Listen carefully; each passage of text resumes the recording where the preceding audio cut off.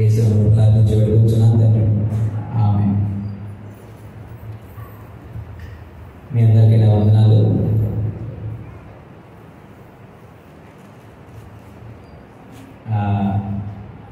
దేవుని వాక్యంలో ఏమని రాయబడి ఉంటుందంటే, నన్ను శ్రద్ధగా వెతుకువారు ఏం చేస్తారంట? నన్ను కనుగొంటారు. ఏం చేస్తే? శ్రద్ధగా వెతికితేనే. శ్రద్ధగా వెతకడం అంటే ఏంటంటే, శ్రద్ధగా వెతకడం అంటే జాగ్రత్తగా వెతకడం అంటారు. ఇంకా శ్రద్ధగా వెతకడం అంటే ఏంటి? నన్ను శ్రద్ధగా వెతుకువారు ఎవరినే? యేసయ్యను కనుగొంటారు. శ్రద్ధగా వెతకడం అంటే ఆలస్యంగా రావడం చర్చికి. శ్రద్ధగా వెతకడం అంటే పాటలు పాడుతుంటే తలలు దించుకుని కూర్చోవడం. శ్రద్ధగా వెతకడం అంటే వాక్యం చెప్పేటప్పుడు నిర్లక్ష్యంగా అటు ఇటు దిక్కులు చూడటమా? శ్రద్ధగా వెతకడం అంటే పిల్లలతో ఆడుకోవడమా? శ్రద్ధగా వెతకడం అంటే ఏంటి? ఆయన చెప్పే మాట అంటే, శ్రద్ధగా వెతికేవారే నన్ను కనుగొంటారు. శ్రద్ధగా వెతకడం అంటే ఎలా పైన వెతకడం కాదు. ఇప్పుడు ఒక భర్త వచ్చి భార్యని, అమ్మ నా షర్ట్ కనిపించలేదు వెతకమంటే ఏం చేస్తుంది? అటు ఇటు ఎతికి కనిపించట్లేదండి. అదే పోగు పడిపోయింది అనుకోండి చెవులోది, ఏం చేసింది? అటు ఇటు తిరిగి కనిపించట్లేదండి అంటారా? మొత్తం తుడిసి అసలు అన్నం మానేసి బయట ఎతికి లోపల ఎతికి ఎక్కడెక్కడికి వెళ్ళింది అక్కడంతా తిరిగి వెతికిద్దలేదు. అది శ్రద్ధ అంటే. శ్రద్ధ అంటే ఏదో సమయానికి ఆ టైంకి కాలయాపన చేసేది కాదు. శ్రద్ధ అంటే ఆసక్తి ఉండాలి. క్రీస్తు విషయమైన ఆసక్తి నన్ను భక్షించుచున్నదని భక్తుడు చెప్తున్నాడు. ఎందుకంటే ఆ ఆసక్తి యేసు ప్రభు మీద ఉంటేనే, ఆ ఆసక్తి క్రీస్తు మీద ఉంటేనే, ఆ ఆసక్తి దేవుని పట్ల నువ్వు కలిగి ఉంటేనే నీవు దేవుని కనుగొంటావు, దేవుణ్ణి పొందుకుంటావు. ఈ పునరుద్ధాన దినమున ఈ యొక్క వాక్యం గురించి చెప్పాల్సిన అవసరం ఎందుకు వచ్చిందంటే, అక్కడ కొంతమంది స్త్రీలు దేవుణ్ణి చూడాలని, దేవుని వెతకాలని ఉదయమునే లేచి, పెద్దల కాడనే లేచి, పడుకునే ముందే లేచి వెళ్ళడానికి ఒక కార్య సాధన అంటే వాళ్ళు ఒక ఇలాంటి ప్రయాణం మనం చేయాలని ముందే సిద్ధపడిపోయి ప్లాన్ చేసుకున్న ప్రీ ప్లాన్డ్ ట్రావెల్ అన్నమాట. అంటే ఇక్కడికి వెళ్ళాలి, పలానా ప్రదేశానికి మనం వెళ్ళాలి, అందరం కలిసి వెళ్దాం. అందరం వెళ్ళేటప్పుడు ఒంటరిగా వెళ్ళొద్దు. మనం ఏం తీసుకువెళ్దాం? సుగంధ ద్రవ్యాలను తీసుకోవాలి. ఎందుకు వెళ్దాం? యేసయ్యను కనుగొండి. ఎందుకంటే వారి జీవితకాలం అంతా యేసయ్య వెనకాలకి తిరిగారు.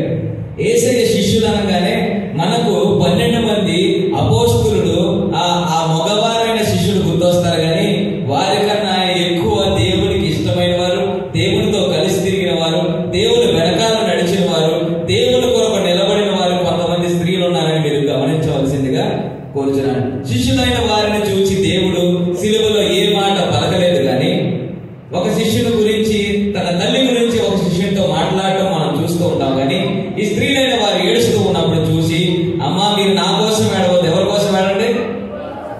మీకోసం, మీ పిల్లల కోసం ఏడవండి. సిలువలో మాట్లాడిన 7 మాటల్లో ఒక మాట ఆ స్త్రీలను ఉద్దేశించి పలికిన మాట. అది మీరు ఎంతమంది గమనిస్తున్నారో లేదో తెలియట్లేదు. కానీ ఆ స్త్రీల దగ్గర ఉన్న ఆసక్తి పిల్లారా ఈ లోకంలో ఈ రోజు ఎవరి దగ్గర మనం చూడలేకపోతున్నాం. దేవుని సన్నిధి అంటే ఆసక్తి లేని వారు ఎక్కువ మంది అయిపోతున్నారు ఈ రోజు. ఎక్కువ ప్రార్థనలు, ఎక్కువ అవకాశాలు, ఎక్కువ సువార్త వినపడుతున్నప్పుడు, ఇవ్వబడుతున్నప్పుడు అది చులకన అయిపోతున్న భావం మనుషుల్లో కలుగుతున్నది. కాబట్టి ప్రియ సంఘం ఆలోచన చేయండి. ఇక్కడ మనం చూసినట్లయితే లూకా సువార్తలో కానీ, యోహాను సువార్తలో కానీ ఎక్కడ చూసినా కొంతమంది స్త్రీలు ఉదయకాలం విశ్రాంతి దినమున గడిచిన తర్వాత ఆదివారం తెల్లవారుజామున వారు ఏం చేస్తారంట? బయలుదేరుతూ ఉన్నారు. వారి దగ్గర ఉన్న ఆసక్తిని చూస్తే నాకు విస్మయం కలుగుతూ ఉంటుంది. యోహాను సువార్త 20వ అధ్యాయం చదవండి ఒకసారి. ఆదివారమున ఇంకను చీకటిగా ఉన్నప్పుడు మగ్దలేన మరియా పెద్దల కన్నే సమాధి వద్దకు వచ్చి సమాధి మీద ఉండిన రాయి తీయబడి చూచెను. గనుక ఆమె పరిగెత్తుకొని సీమోను పేతురు వద్దకు, యేసు ప్రేమించిన మరి ఒక శిష్యుని వద్దకును వచ్చి, ప్రభువును సమాధి నుండి ఎత్తుకొని పోయిరి, ఆయన ఎక్కడ వచ్చి ఎరుగమని చెప్పాను. కాబట్టి పేతురును ఆ శిష్యులను బయలుదేరి సమాధి ఎదుకు వచ్చిరి. వారిద్దరూ కూడి పరిగెత్తుచుండగా ఆ శిష్యుడు పేతురు కంటే త్వరగా పరిగెత్తి ముందుగా సమాధి వద్దకు వచ్చి వంగి నారబట్టలు పడి ఉండట చూచాను, గాని అతను సమాధిలోనికి ప్రవేశించలేదు.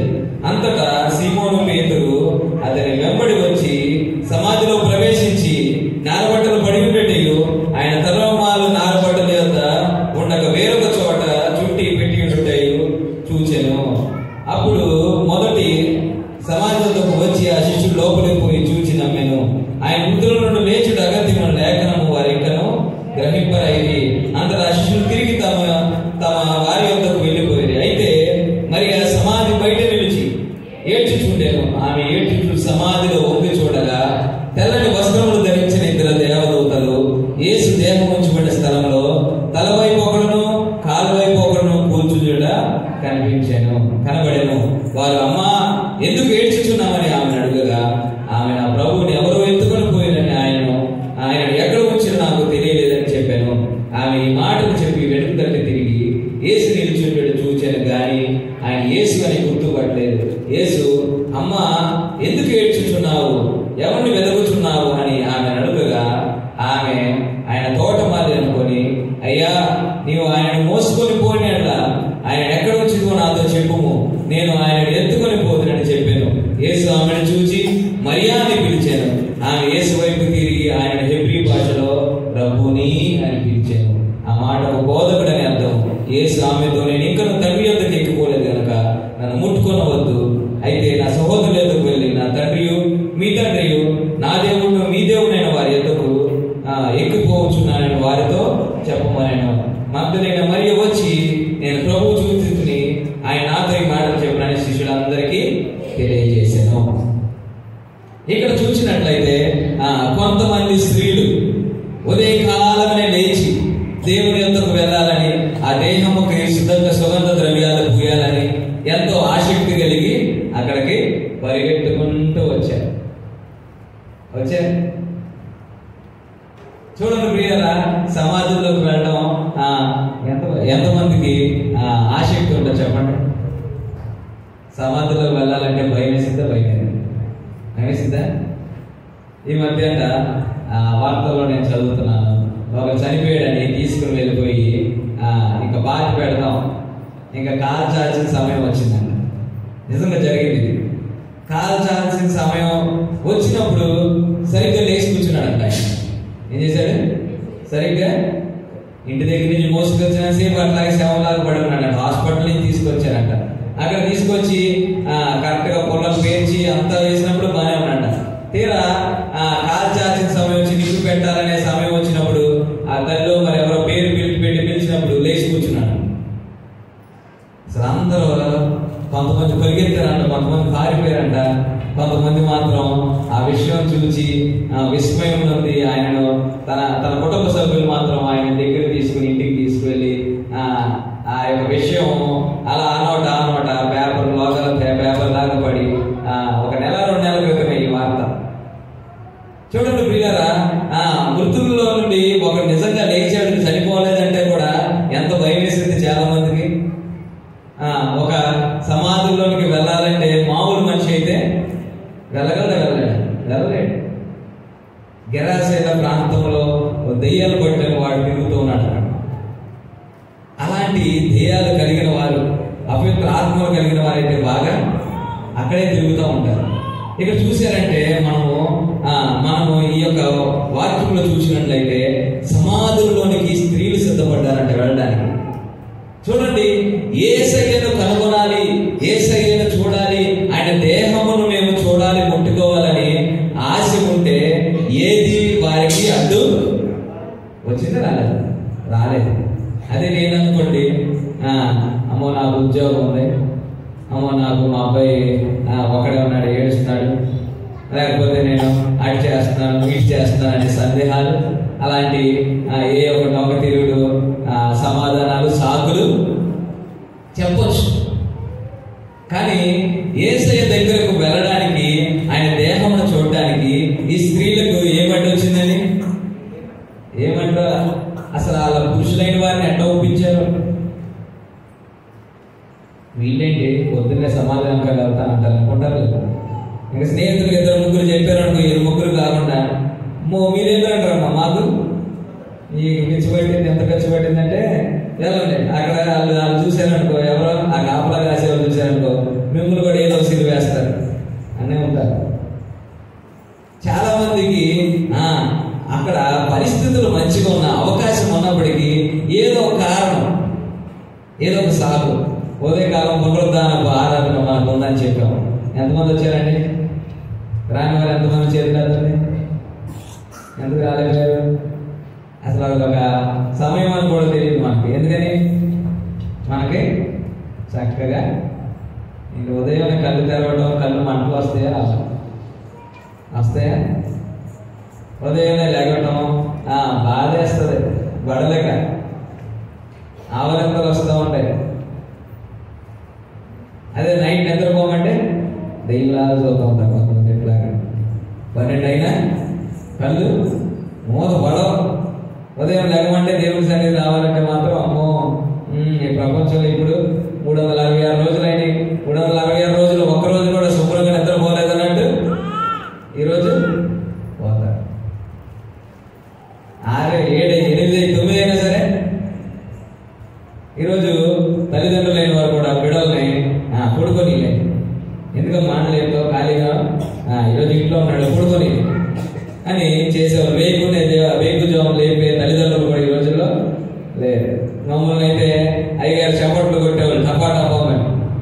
ఇక ఆ చప్పట్లో ఖచ్చితంగా మేము అసలు ఎంత అసహనం ఉన్న ఏరియాని లేచి కూర్చొని కుటుంబారాధనలో కూర్చోవలసిన పరిస్థితి వచ్చేది. అలాంటి తల్లిదండ్రులు బట్టి కొంచెం ఆ ఆసక్తి మనలో ఉంది. కానీ ఇంకా రానున్న తరంలో ఎంత ఆసక్తి మనం కలుగజేయగలమో ఒకసారి ఆలోచించాను. మొన్న ఒక సహోదరుడు నన్ను బండి మీద దింపడానికి వచ్చాడు. అరే నువ్వు నిద్రపోతాను, ఎవరో టైం అయిపోయింది నీకంటే. అన్న 2 అయినా నాకు నిద్ర రాదన్నా అన్నాడు. అంటే 1 గంట 2 అయినా నాకు నిద్ర ఎందుకు ఏమైందంటే రాదన్నా అంతే. ఎందుకు వచ్చింది? పొద్దున్నే 8-9 పడుకుంటాడేమో. చూడండి పిల్లలు, ఆ సహోదరు గురించి కాదులే కానీ నేను చెప్పేది పరిస్థితులు అలా అయిపోతున్నాయి. కాలం దేవుడు రాత్రిని పడుకోవడానికి సృష్టించాడు, ఉదయము లేచి ఆయన స్తుతించడానికి, మన పనులు తీర్చుకోవడానికి. ఈ రోజుల్లో మనుషులు ఏంటంటే పగలంతా పడుకొని రాత్రి పని చేయడానికి సిద్ధపడుతున్నారు. అలాంటి పరిస్థితుల్లో మానవులు అడుగులు వేస్తూ ఉంటారు. ఇక్కడ మనం చూసినట్లయితే ఆ స్త్రీలైన వారికి ఏది అడ్డు రాలేదు. పిల్లలు ఏమంటొచ్చినాయి అన్ని లెక్క పెట్టుకుంటే అన్ని సాకులే, లెక్క పెట్టుకుంటే అన్ని అవకాశాలే, లెక్క పెట్టుకుంటే ఎలా అయినా తప్పించుకోవచ్చు. కానీ వేటిని పట్టించుకోలేదు. వేటిని పట్టించుకోకుండా దేవుడి యేసయ్యను నేను కనుగొనాలి, యేసయ్యను నేను చూడాలి. ఆ స్థలం ఎలా ఉన్నా నాకు అనవసరం, అక్కడ నాకు ఎవరున్నా నాకు అనవసరం. నేను యేసు దేహాన్ని చూచి ఏం చేయాలి? వారికి ఆ దేహానికి సుగంధ ద్రవ్యాలను పూయాలి. ఎంత భయం వేస్తుందండి! ఒక దేహంలో దేహం అన్నారు కానీ యేసు ప్రభు దేహాన్ని మనం దేహమే అనాలి. ఎందుకంటే ఆయన సజీవుడు. మనుషుల దేహాన్ని మనం శవం అంటాం. ఒక శవాన్ని 2 రోజులు 3 రోజుల తర్వాత పట్టుకునే వాళ్ళు ఎవరు ఉన్నారు? ఒక రోజు అవుతేనే వాసన చేసి ఐస్ పెట్టి చెవిలో బొడ్లు పెట్టి వాసన రాగడం, ముక్కులో బొడ్లు పెట్టి మనం పెడతాం లేదు. ఎందుకని లోపల నుంచి వాసన బయటికి రాకుండా. అలాంటిది 3 రోజుల తర్వాత కూడా యేసయ్యను కనుగొనాలి, ఆయన చూడాలి, ఆయన గాయాలకి సుగంధ ద్రవ్యాలు పూయాలని ఆశిస్తూ ముందుకు వెళ్ళారు. వెళ్లే ముందు వారికి చిన్న ఆలోచన కూడా లేదు. ఎంత బుద్ధి లేని వాళ్ళంటే అంత పెద్ద సమాధికి అంత పెద్ద రాయి బోర్లించారే, దాని మీద ముద్ర కూడా వేశారే. కొంతమంది ఎవరు పెట్టారు? అక్కడ కాపలాదారులు పెట్టారా, సైనికులు పెట్టారే. అసలు యేసయ్య దేహం ఎలా చూద్దాం వెళ్ళారు? అక్కడ అర్థం ఉందా? గ్లాస్ ఉందా? కిటికీ ఉందా? ఏమి లేదు. మరి ఏ ధైర్యంతో వెళ్ళారు?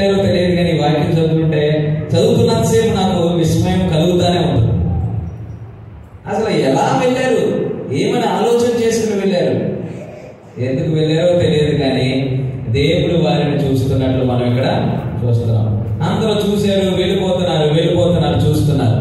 మనం ఇందాక చెప్తున్నాడు, నన్ను శ్రద్ధగా వెతుకువారు నన్ను కనుగొంటారు. వచ్చారు, శిష్యులైన వారు వచ్చారు, వీళ్ళు వచ్చారు, చూశారు, నారబట్టలు చూశారు, యేసయ్య లేరు, వెళ్ళిపోతున్నారు. చూడండి ప్రియులారా, జక్కయ్య విషయంలో కూడా యేసు ఎవరో ఆయన చూడగోరడు. యేసు ఎవరో చూడగోరగి నేను పొట్టుగా నాకు కనపడి నేనేం చేయగలను, నేనైతే నుంచున్నాను, ఆయన వచ్చాడు వెళ్ళిపోయాడు అనే సాగు ఆయన చెప్పొచ్చు. కానీ యేసును చూడటం కొరకు చెట్టును ఎక్కాడు. యేసును చూచుట కొరకు చెట్టు ఎక్కి కిందకి చూస్తూ ఉన్నాడు. అలాగే ఇక్కడ ఒక మరియ గురించి మనం చూస్తూ ఉన్నాము. ఆ మరియ ఏం చేస్తుందంటే, ఆ మరియ పైన కూర్చొని ఆ చెట్టు పైన మరియ ఏం చేస్తుందంటే, మరియ ఆ కింద కూర్చొని ఏడుస్తూ ఉంది. ఎందుకని ఏడుస్తుందంటే, యేసయ్యని నేను చూడాలని ఆశిస్తున్నాను. యేసయ్య ఎక్కడున్నాడో, ఆయనని ఎవరు తీసుకువెళ్ళిపోయారో, నా యేసయ్య ఏమైపోయాడో, యేసయ్యని ఇక్కడ పెట్టారు, ఆయన నేను కనుగొనాలని ఆసక్తి కలిగి ఉన్నాను, ఆయన ఏమైపోయాడని అక్కడ ఏం చేస్తుంది మరియ, ఎంతో విచారం కలిగి ఉంది. అయితే మరియ సమాధి బయట నిలిచి ఏడ్చుచుంటే ఏం చేస్తున్నాడా, ఏడుస్తుంది. ఎలా ఏడవాలంటే ఎలా, ఎందుకు ఏడుస్తారండి? ఎందుకు ఏడుస్తారు? ఏదన్నా పోగొట్టుకుంటేనే ఏడుపు, ఏదన్నా జరగడానికి జరిగితేనే ఏడుపు వస్తుంది, ఏదన్నా అనుకున్నది అవ్వకపోతే ఏడుపు వస్తుంది. ఇక్కడ మరి ఎందుకు ఏడుస్తుందంటే, యేసయ్య ఎక్కడ ఉన్నాడో ఆమెకు కనబడట్లేదు. యేసయ్య కొరకు వచ్చింది కానీ యేసయ్యను చూడలేక పోయింది. అరే, నేను చూడకుండా ఈరోజు నేను ఇంటికి వెళ్ళిపోకూడదు, నేను ఏదేమైనా సరే ఇక్కడ కూర్చుని నా దేవుడు ఎక్కడ ఉన్నాడో అని కూర్చుని ఏడుస్తూ ఉంది. మిగిలిన శిష్యులైన వారు వెళ్ళిపోయారు. ఏమంతో పాటు ఉన్న మిగిలిన స్త్రీలు ఉన్నారా లేదా? వెళ్ళిపోయారు. వాళ్ళు వెళ్ళిపోయి జరిగిన సంగతులని శిష్యులు చెప్పి, శిష్యులు కూడా వచ్చి చూసి వెళ్ళిపోయి అంతా జరిగిపోతుంది. కానీ మాత్రం అక్కడే కూర్చుని, ఆ సమాధి వెలుపల కూర్చుని, సమాధి బయట కూర్చుని ఏడుస్తూ ఉంటే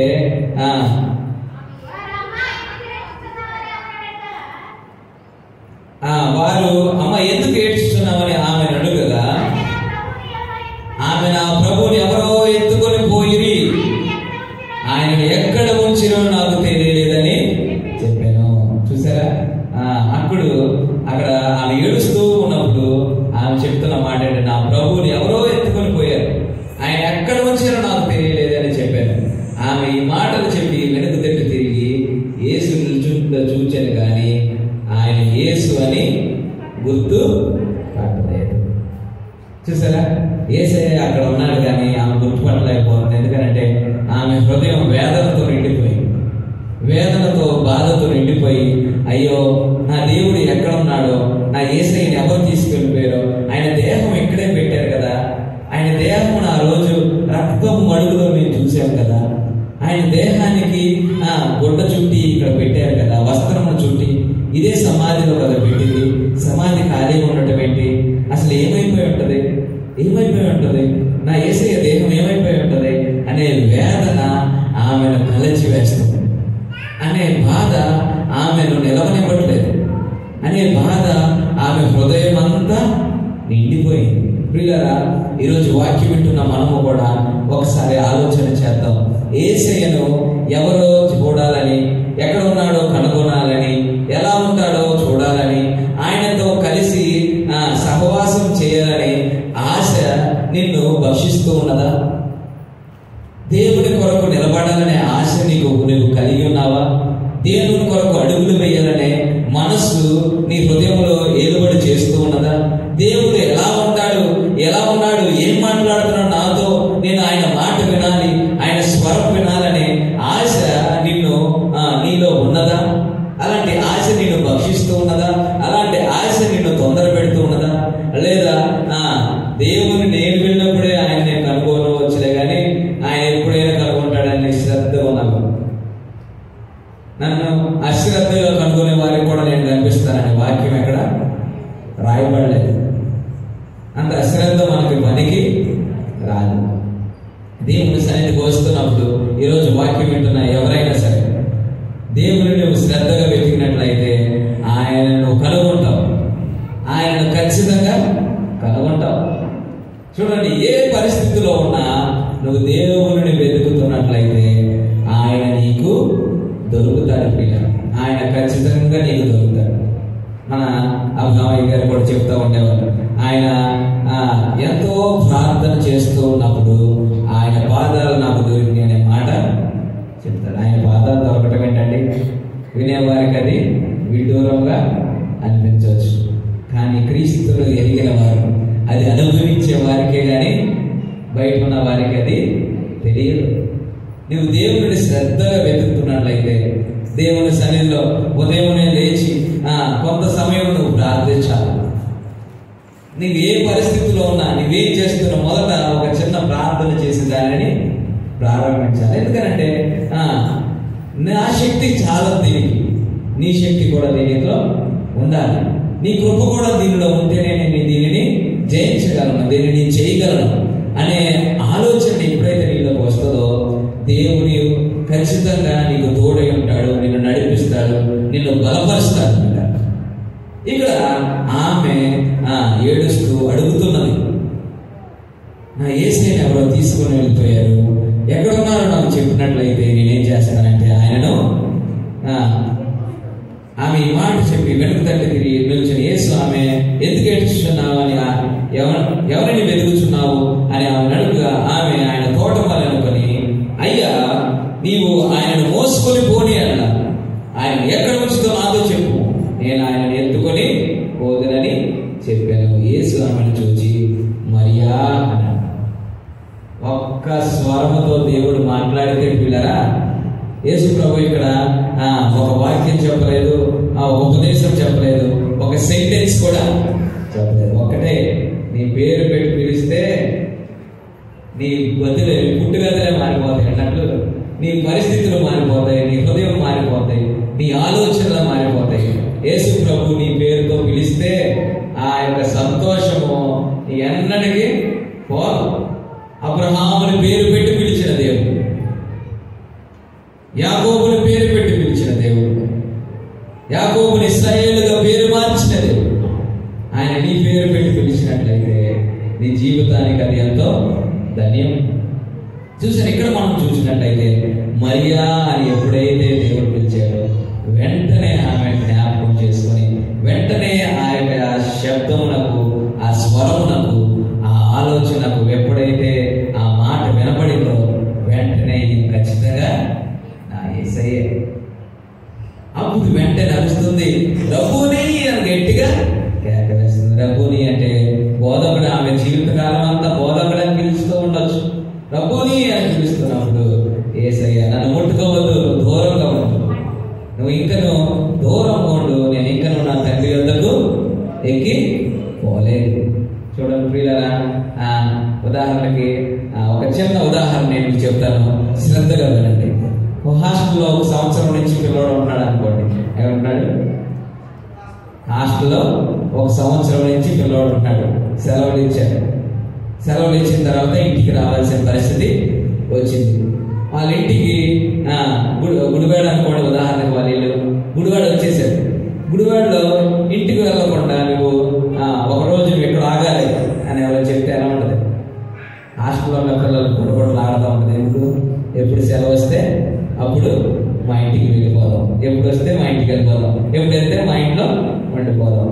హాస్టల్ దాకేందుకు మా బోర్డింగ్ స్కూల్ ఎప్పుడైతే తొందరగా ఇంటికి వచ్చేసి వాడు అలవాటు చేసుకుందామనే ఆలోచన ఉంటుంది. కాబట్టి ఇక్కడ దాకా వచ్చిన తర్వాత ఒక రోజు రాకూడదని ఆపితే ఎలాంటిది జరిగింది? కరోనా టైంలో వచ్చి మాత్రం మీరు 12 రోజులు క్వారంటైన్లో ఉండాలి.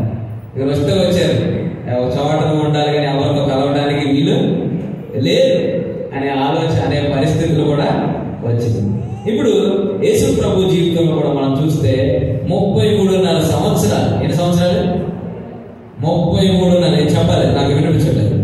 33.5 సంవత్సరాలు పరలోకాన్ని విడిచిపెట్టి ఈ భూలోకములో తండ్రిని విడిచిపెట్టి తండ్రికి దూరం అయిపోయి పరలోకములో ఆ దేవదూతల చేత మహింపరచబడి ఆ స్థలమును విడిచి ఈ భూలోకములో ఉండి ఈ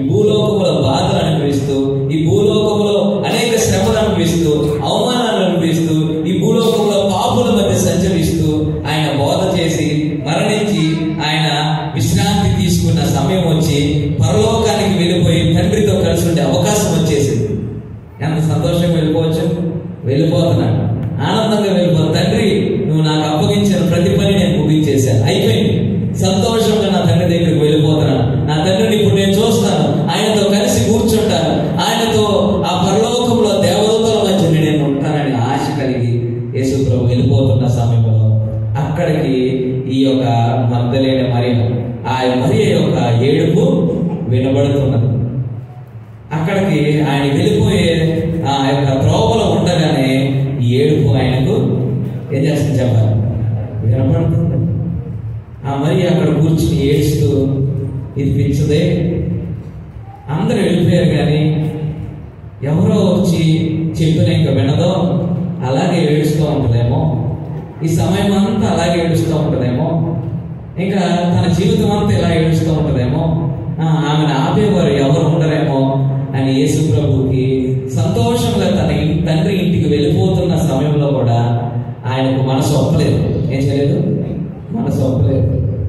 అక్కడికి వెళ్ళిపోతూ కూడా తిరిగి నా బిడ్డ నా కొరకు ఏడుస్తూ ఉన్నది కదా, నా బిడ్డ నా కోసమే చూస్తూ ఉన్నది కదా, ఆమెను అలా విడిచిపెట్టి ఏడుస్తూ ఉన్న సమయంలో నేను తండ్రి దగ్గరికి వెళ్ళి సంతోషించడం సంతోషము కాదు, నాకు ఇష్టము కాదు అని ఆయన మళ్ళీ అంత పరిస్థితుల్లో కూడా తిరిగి కిందకు వచ్చి యేసు ప్రభు ఆ యొక్క మరియ దగ్గరకు వచ్చి మరియతో మాట్లాడి ఆమెను ఓదార్చి ఆమెను బలపరిచి ఇలా తిరిగి ఆమెకు ఆమె ఏడుపును సంతోషంగా మార్చి ఆమె ఆశను తీర్చి తిరిగి పరలోకానికి వెళ్ళినట్లు మనము చూస్తున్నాం. ఈరోజు వాక్యం వింటున్న నువ్వు నేను కూడా ఏ పరిస్థితిలో ఉన్నా, ఒకవేళ విచారకరమైన పరిస్థితుల నుండి నువ్వు బాధపడుతూ ఇరుకులో ఉండి నీకు ఎవరు ఆదరణ లేక ఈ రోజు నువ్వు సతమతం అవుతూ నా పరిస్థితి ఇంతే అనే భావం కలిగి ఉన్నా, యేసయ్యను చూసి నువ్వు ఆయన వైపు చూస్తూ నువ్వు ఏడుస్తున్నట్లయితే ఆయన నేను విడిచిపెట్టేవాడు కాడని, నీ తల్లిదండ్రులు నీకు లేకపోయినా, నీకంటూ ఎవరు లేకపోయినా, నా అనేవారు ఉండి కూడా ఎవరు నిన్ను ఆదరించకపోయినప్పటికీ దేవుడు నిన్ను విడిచిపెట్టేవాడు కాదనే దానికి ఇదొక ఉదాహరణ. కాబట్టి ఈ పునరుద్ధానంలో నువ్వు తెలుసుకోవాల్సింది ఏంటంటే, యేసు ప్రభు నిన్ను ఎంత ప్రేమిస్తున్నానంటే ఈ లోకములో ఎవరు నిన్ను ప్రేమించలేరంట, ఎవరు నిన్ను అంత ఇష్టముగా చేర్చుకోలేరు. ఆయన పురుగులు పొక్కులతో కురుపులతో ఇబ్బంది పడుతున్న లాజరును సైతము అబ్రహాం రొమ్మున ఆనుకునే స్థలం ఇవ్వగలిగిన దేవుడు మన యేసు ప్రభు ఒక్కడే. ఆయనకు మించి ఎవరు నీకు న్యాయం చేయలేరు, ఎవరు నీకు ఆదరణ కలిగించలేరనే ఆ యొక్క ఆలోచన నీకు కలిగి ఉన్నప్పుడు నువ్వు ఆయనను శ్రద్ధగా వెతికినట్లయితే, నువ్వు ఆయనను శ్రద్ధగా ఆయన వైపు చూస్తూ ఉన్నట్లయితే, నీ పరిస్థితుల్లో నీ జవాబు కొరకు ఆయన వైపు చూస్తున్నట్లయితే ఆయన ఖచ్చితంగా నిన్ను విడిచిపెట్టడు. ఆయన నిన్ను మర్చిపోడు, ఆయన నిన్ను విడిచిపెట్టడు. కానీ ఆయన తండ్రి యొద్దకు వెళుతూ కూడా మరియ యొద్దకు ఎలా తిరిగి వచ్చాడు. వీరు నా సంతానము కాదు అని అసహించుకున్న హాగరు మరణిస్తూ ఉన్నప్పుడు నాకంటూ ఎవరు నాకు నువ్వే కదా అని దేవుని వైపు చూచినప్పుడు ఆయన తిరిగి ఆమె దగ్గరకు వచ్చి ఆమెతో మాట్లాడటం కూడా మనము చూస్తూ ఉన్నాం. కాబట్టి ప్రియ సంగమా, దేవుడిని నమ్ముకున్న ప్రతి ఒక్కరు ఈ పునరుద్ధాన దినంలో దేవుడితో మనము ఐక్యపరచబడాలని నేను ఆశ కలిగి మీతో ఈ యొక్క మాటలను చెబుతున్నాను. కాబట్టి రోమిలకు రాసిన పత్రిక 6వ అధ్యాయము 5వ వచనము కూడా ఒకసారి చూద్దాం. శ్రద్ధగా దేవుని వాక్యమును వినండి. దేవుని వాక్యం వింటున్నప్పుడు అటు ఇటు చూడదు. బైబిల్ ఉంటే మీరు తెరవండి. 337వ పేజీ నెంబర్. మరియు ఆయన మరణము యొక్క సాదృశ్యమందు ఆయనతో ఐక్యము గలవారమైన ఆయన పునరుద్ధాన యొక్క సాదృశ్యమందును ఆయనతో ఐక్యము గలవారమై ఉందము. కాబట్టి ప్రియ సంగమా, ఆలోచన చేయండి. ఎవరైతే క్రీస్తు మన కొరకు మరణించాడు, క్రీస్తు మన కొరకు తన ప్రాణం ఇచ్చాడు, ఆయన యందు నువ్వు ఆ యొక్క భక్తి భావము, ఆసక్తి భావము, ప్రేమ గల భావము, శ్రద్ధ కలిగి ఉండి దేవుని వైపుకు నువ్వు చూస్తూ ఉన్నట్లయితే ఆయన నిన్ను ఎన్నటికీ ఎప్పటికీ విడిచిపెట్టాడు. ఆయన విడువడు, నిన్ను ఎడబాయడు. ఆయన అరచేతుల్లో నిన్ను చెప్పుకున్నానని వాగ్దానము ఆయన నీ జీవితంలో సఫలీకృతం చేస్తారు. మన జీవితము ఇరుకుల్లో ఉండొచ్చు, ఇబ్బందుల్లో ఉండొచ్చు. మన జీవితము అందరి చేత అవమానించబడుతూ ఈ లోకంలో అటు ఇటు తిరుగుతూ ఉండొచ్చు. లాజర్ జీవితం చూసినట్లయితే అలాంటి జీవితం, మరి జీవితం చూసినట్లయితే అలాంటి జీవితం. ఎవరు పట్టించుకోకుండా ఇదంతా ఏడుస్తూ ఉంటది. దీనికి పని లేదు. చెప్పారుగా, ఇంకా సంతోషంగా వెళ్ళకుండా ఎందుకు ఏడుస్తున్నాను. కానీ యేసు ప్రభువుని మరణించిన తర్వాత మొదట చూసిన వ్యక్తి ఎవరంటే ఆ మరియే. ఎవరు? ఖచ్చితంగా ఆ మరియే కాదు, ఆ మరియే. తర్వాత ఆయన శిష్యులైన వారు చూశారు. తర్వాత ఇద్దరు నడుచుకుంటూ వెళ్తున్నప్పుడు వారితో కూడా యేసు ప్రభు కలిసి నడిచాడు. తర్వాత ఆఖరికి తోమా కూడా కనిపించారు. తర్వాత ఇంకా ఎక్కడక్కడ యేసు ప్రభు ఆయన సజీవులను రుజువుపరచుకోవడానికి కనిపించాడు. కాబట్టి ప్రియ సంగమా, వాక్యం విన్న మనము ఆ ఆసక్తిని మనము కలిగి ఉన్నామా? ఒకవేళ ఆసక్తి నీలో లేనట్లయితే అనేక సమయంలో దేవునికి దూరం అయిపోతూ, ప్రార్థన చేయకుండా, దేవునికి వ్యతిరేకంగా బ్రతుకుతూ, దేవుని సన్నిధికి ఆసక్తి కలిగి రాకుండా, సమయానికి రాకుండా, ఖాళీ దొరికితే వస్తాం, లేకపోతే మర్చిపోయే స్థితిలో ఉన్నట్లయితే దేవునితో మాట్లాడి ఈరోజు, అయ్యా నేను ఈ సన్నిధిలో ఉన్నాను, నీ మందిరంలో ఉన్నాను, నాకు ఆసక్తి నాలో కోల్పోతున్నాను ఆయన, నాలో ఆలోచనలు, నీ పైన ఉన్న ఆలోచన తగ్గిపోతున్నాయి, కరిగిపోతున్నాయి ప్రభు, నన్ను క్షమించండి. మరి వల్ల నేను కూడా ఆసక్తి కలిగి ఉంటాను, నిన్ను చూస్తానని చిన్న ప్రార్థన చేద్దాం. అందరూ లేచి నిలబడి చిన్న ప్రార్థనని హృదయంలో దేవుడితో మాట్లాడు.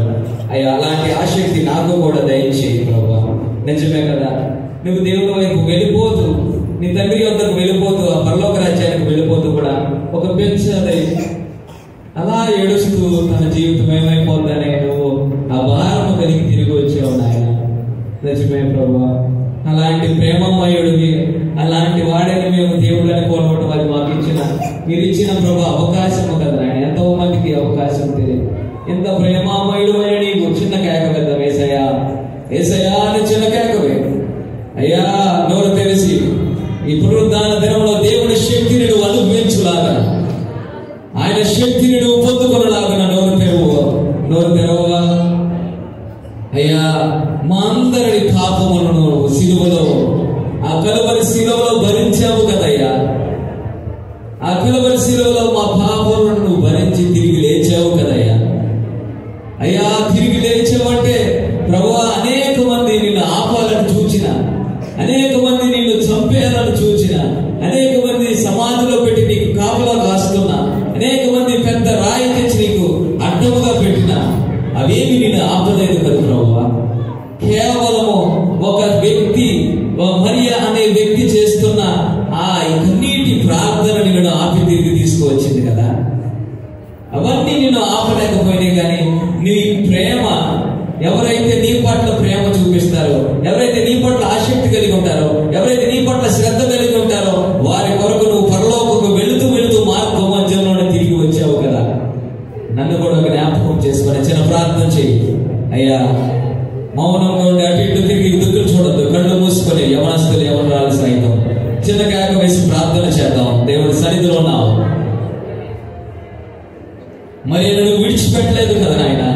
హాగరు నువ్వు విడిచిపెట్టలేదు నాయన. ఈరోజు నన్ను కూడా నువ్వు మర్చిపోవద్దు. నా కుటుంబంలో, నా జీవితంలో గొప్ప కార్యము నువ్వు చేయ నాయన. అయ్యా నన్ను జ్ఞాపకం చేసుకో, అయ్యా నన్ను జ్ఞాపకం చేసుకో. పునరుద్ధానం శక్తి నాకు దయచేయండి.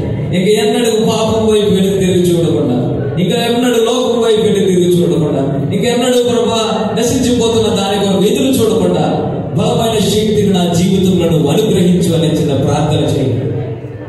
దేవుడితో నువ్వు మాట్లాడు, ఆయన నీతో మాట్లాడు. ఆయన నీ యొక్క ప్రార్థన కొరకు ఎదురు చూస్తున్నాడు. నా కుమారి నా ఎద్దుకరా, ఇశ్రాయేలు నువ్వు రానుద్దేశించిన నా యొద్దకే తిరిగి రామని దేవుడు నీతో మాట్లాడుతున్నాడు. అయ్యా నేను నీ వైపు చూసి నీతో మాట్లాడుతున్నాను. నువ్వు నా వైపు తిరుగుతున్నావు ప్రభా. నా దగ్గరకు వస్తున్నందుకు వందనాలు. మరి ఎందుకు వచ్చి ఆయన చెప్తున్నాడు, మరియా అని పిలుస్తున్నాడు. ఆయన స్వరములో నెమ్మదత్వము, ఆయన స్వరములో ప్రేమ, ఆయన స్వరములో ఎంతో ఎవ్వరు అనేక కోట్ల చేత కొనలేని విలువైన ప్రేమను నువ్వు పొందగలుగుతావు. ప్రియ సహోదర సహోదరి, దేవుడి వైపు చూడు. ఈ పునరుద్ధాన దినములో ఆయన ప్రేమను నువ్వు కనుగొంటావా? ఇక నువ్వు కఠినమైన హృదయం కలిగి అలాగే మౌనమై ఇంటికి వెళ్ళిపోతావు ఆలోచన ప్రార్థన చేయి.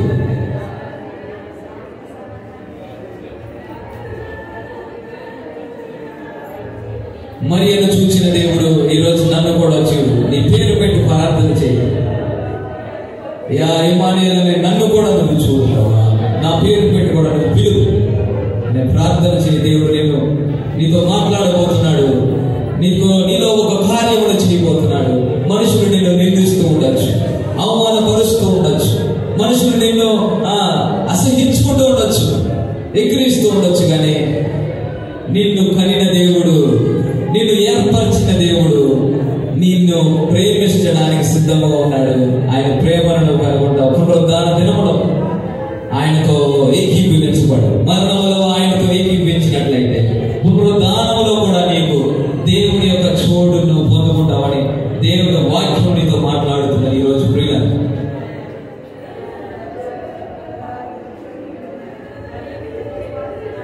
అయ్యా మరియను చూచిన దేవుడు, చూస్తున్న దేవుడు అని హాగరు నీకు పేరు పెట్టి నిజమే.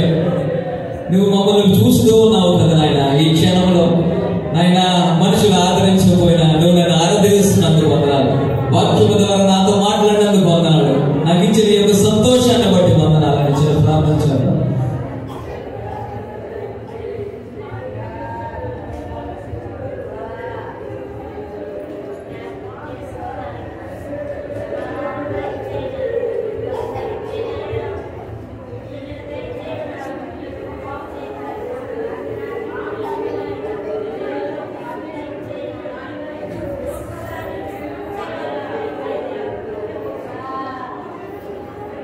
ఆయన ఎక్కడున్నా, ఎంత ఇంపార్టెంట్ పరిస్థితుల్లో ఉన్నా నీ ప్రార్థన విని ఆయన నీ దగ్గరకు వస్తానని వాగ్దానం చేస్తున్నాడు. నీతో ఉంటానని వాగ్దానం చేస్తున్నాడు. ఎక్కడైతే ఇద్దరు ముగ్గురు నా నామాలు కూడి ఉంటారో వారి మధ్య నేను ఉంటానని చెప్పిన దేవుడు ఈరోజు నా మధ్య ఉంటున్నందుకు వందనాలు. యేసయ్యా, నన్ను